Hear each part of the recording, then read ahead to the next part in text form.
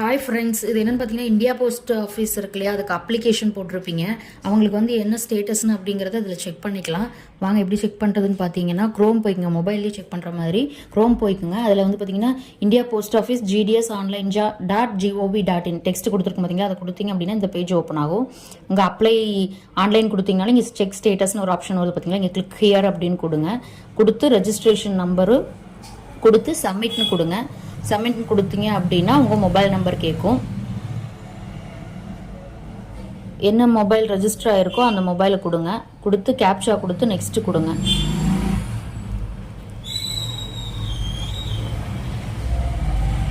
Next கொடுத்தீங்கன்னா இந்த மாதிரி அப்ளிகேஷன் வந்துடும். நீங்கள் வந்து பிரிண்ட் எடுத்துக்கலாம். நிறைய பேர் பிரிண்ட் எடுக்க முடியலன்னு சொன்னீங்க, இந்த ஆப்ஷனுக்கு போங்க, பிரிண்ட் எடுத்துக்கலாம். இப்போ பாருங்கள், பிரிண்ட் வரும், அப்ளிகேஷன் பிரிண்ட்டு, அதை நீங்கள் எடுத்துக்கலாம். இந்த மாதிரி வரும், எடுத்துக்கோங்க. சரிங்களா?